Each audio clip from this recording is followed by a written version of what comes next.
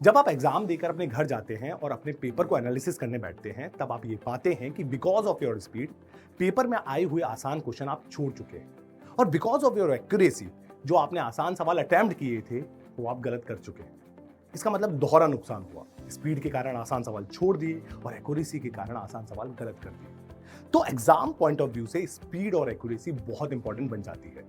तो my dear, मैं गगन सारोशत आपको यह बताने आया हूं कि किस तरीके से एग्जाम में स्पीड और एक्यूरेसी को बढ़ाया जाए। तो सबसे पहले इसकी रूट कॉज की बात करते हैं कि आपकी स्पीड और एक्यूरेसी एग्जाम में क्यों बेहतर नहीं होती। माय डियर, जब आप पेपर देने जा रहे होते हैं, ऑलरेडी आपके ऊपर एक मेंटल प्रेशर होता है। आपको पता होता है कि ये पेपर, ये एग्जाम आपके कैरियर को डिसाइड करेगा। अब इतने मेंटल प्रेशर में जब आप क्वेश्चन की पहली रीडिंग मारते हैं, तो उस पहली रीडिंग में आप अच्छी तरीके से क्वेश्चन को इंटरप्रिटेट नहीं कर पाते। आप ये नहीं पता कर पाते कि क्वेश्चन में दिया क्या गया है और आपको उससे क्या निकालना है। तो आप क्या करते हैं, उस क्वेश्चन की दूसरी और तीसरी रीडिंग मारते हैं। जब आपको तीसरी रीडिंग में ये समझ में आता है कि सवाल में पूछा क्या गया है, तब तक काफी समय व्यर्थ हो चुका होता है, ये आपको भी पता होता है। फिर आप क्या करते हैं, तेजी से उस सवाल को सॉल्व करने की कोशिश करते हैं। इसी तेजी में आप सिली मिस्टेक कर देते हैं। तो अगर मैं बात करूं कि रूट कॉज क्या है आपकी स्पीड और एक्यूरेसी ना होने का, तो रूट कॉज होता है आपकी स्पीड और एक्यूरेसी ना होने का पहली रीडिंग में क्वेश्चन को बेहतर तरीके से इंटरप्रिटेट नहीं कर पाना। यही रूट कॉज होता है। अब इस रूट कॉज को कैसे ओवरकम किया जाए?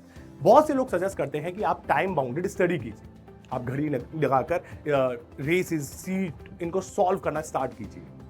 नो डाउट इससे कुछ ना कुछ तो फर्क पड़ता होगा, कुछ मेंटल तो फर्क पड़ता होगा, पर मेरे अकॉर्डिंग इससे खास फर्क नहीं पड़ता स्पीड और एक्यूरेसी। इससे आपकी स्पीड और एक्यूरेसी बेहतर नहीं होती। तो सर, किससे होती है स्पीड और एक्यूरेसी बेहतर? स्पीड और एक्यूरेसी आपको बढ़ानी है तो आपको कम से कम 30 से 40 मिनट कुछ ना कुछ रीड करना होगा।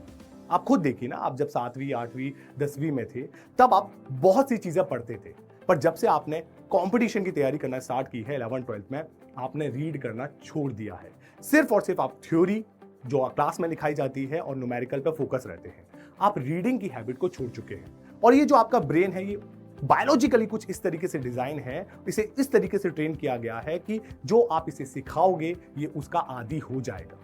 अब कम से कम यदि 30 या 40 मिनट न्यूज़पेपर पढ़िए या फिर आपके सब्जेक्ट की किताब पढ़िए, फिजिक्स या केमिस्ट्री की, रोटेट कर कर पढ़ते रहिए, तो आपका दिमाग जो है उसी के लिए ट्रेन हो जाएगा। और माय डियर, आप मेरी मानिए, आपकी स्पीड में और एक्यूरेसी में भी इंप्रूवमेंट आएगा। अब पहली बार में क्वेश्चन को पढ़कर इंटरप्रिटेट करना सीख जाएंगे। तो मोरल ऑफ द स्टोरी क्या है? कम से कम 30 से 40 मिनट कुछ ना कुछ जरूर रीड कीजिए। आई होप ये वीडियो आपको बहुत बेहतर लगी होगी। इसी तरीके की वीडियो को देखने के लिए आप जुड़े रहिए आइलैंड डिजिटल के साथ।